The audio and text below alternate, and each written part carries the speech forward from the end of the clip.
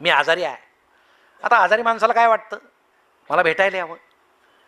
मग काही आजारी माणसं पहिल्यापासून सांगतात मी कसा घाम आला, मी कसा पडलो.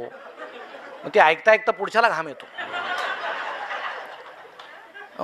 2 स्टेन टाकल्या, आता पुढच्याच्या छातीत 4 आहेत, तो कशाला सांग.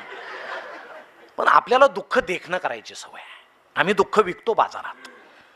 आम्हाला आमच्या दुःखाचं काय स्वाभिमान आहे की मला या भेटायला मी दुःखी आहे. अरे सगळेच दुःखी आहेत, ते दाखवत नाहीत. तुम्ही आनंद वाटा, आनंद मिळेल. आनंद वाटा. तुम्ही देवाला फुलं वाहा, तुमच्या हाताचा सुद्धा वास येईल, सुगंध येईल. पण आम्ही ते फुलं वाहत नाही. आपण जेवढा आनंद वाटू तेवढा आनंद आम्हाला मिळेल. आनंद साध्या साध्या गोष्टीत असतो, त्याला पैसे द्यावे लागत नाही. तुम्ही सकाळी फिरायला जाता की नाही? जातो. सकाळी फिरताना सुद्धा आनंद असतो. आता फिरण्याचे अनेक कारणं आहेत. आता आमचं पोट समजा वाढलेलं आहे, तर ती चिंता आपली आहे ना, समाजाची नाही ना. मग चेहरा असा असतो की तो चेहरा पाहून बाकीचे म्हणतात ते हा आला की काहीतरी घोटाळा होतो, याचा चेहराच पाहायला नको, आपण दुसरीकडून गेलेलं बरं आहे. म्हणून पहाटे फिरताना सुद्धा शेवटी ते थंड हवा आहे, सकाळचं वातावरण आहे, आपण आनंदीच राहायला पाहिजे. आम्ही हा कुणीतरी कुत्रा घेऊन फिरतोय शेजारी, मग आपल्याला कुत्राच नाही याचं दुःख बाळगायचं का? तो फिरतोय ना घेऊन, त्याच्याकडे पहा. कधी कधी तो कुत्र्याला फिरवतोय की कुत्रा त्याला फिरवतोय तेच समजत नाही. तो आनंद लुटा ना जरा, मस्त पहा. आता रामदेव बाबा योगासनं करतात, केले पाहिजे. पण आता रामदेव बाबा काय त्यांचं आरोग्य चांगलं राहण्यासाठी योगासनं करत नाहीत, त्यांचं चांगलंच आहे.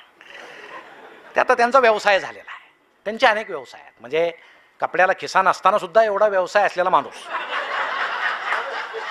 जगामध्ये तेवढाच आहे.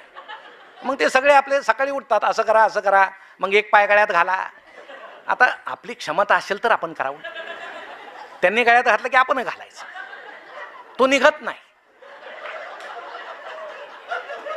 मग आमच्या हिला म्हणायचं एवढा काढ, ते म्हणते काढ नाही दुसरा घाला, दिवसभर असेच बसा.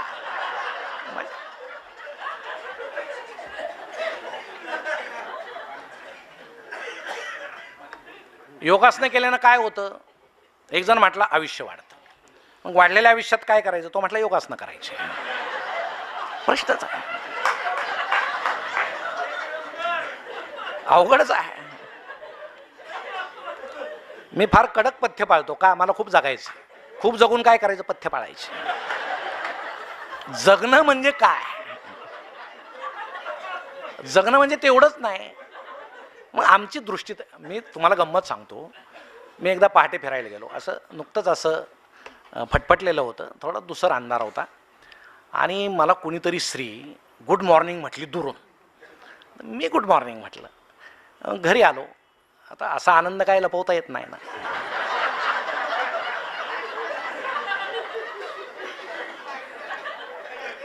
तर हिनं विचारलं, आता बायको लगेच ओळखते बरं का चेहऱ्यातलं, काहीतरी झालेलं दिसतंय, आनंदी दिसतंय. म्हटलं नाही तसं काय नाही. नाही सांगा म्हणे. नाही काय नाही म्हटलं, फिरायला गेलो होतो आणि कोणीतरी स्त्री मला गुड मॉर्निंग म्हटली. ती म्हटली मीच होते.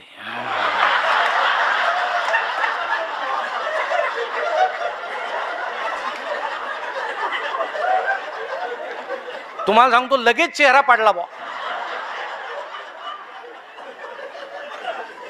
मग तिनं विचारलं, परस्त्री गुड मॉर्निंग म्हटल्यावर आनंद होतो, बायको म्हटल्यावर दुःख होतं असं का?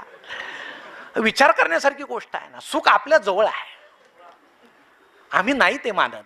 ते मानण्याची क्षमता, ती दृष्टी आमच्यात आली पाहिजे. आम्ही ती सकारात्मक दृष्टी पाहिजे आमच्यामध्ये. आम्ही कायम नकारात्मक. काही लोक तुम्हाला सांगतो असे आहेत ना, प्रत्येक गोष्ट त्यांना असं वाटतं की नकारात्मक आहे. म्हणजे हे साहेब खूप उशिरानं घरी आले म्हणून त्यांची पत्नी त्यांना असं म्हटली की किती उशीर केला तो, मगापासून बंड्या म्हणतोय माकड पाहायचं माकड पाहायचं.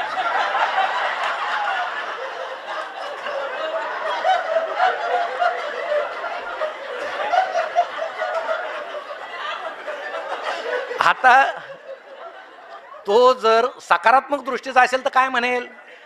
थोडा उशीर झाला, तुझा आवर बंड्याचा आवर, आपण बागेत जाऊन माकड पाहू. सरळ गोष्ट आहे. पण जो नकारात्मक आहे तो काय म्हणेल? पोरासमोर मला माकड म्हणतेस. आता ते म्हणेल, मानायची काय गरज आहे?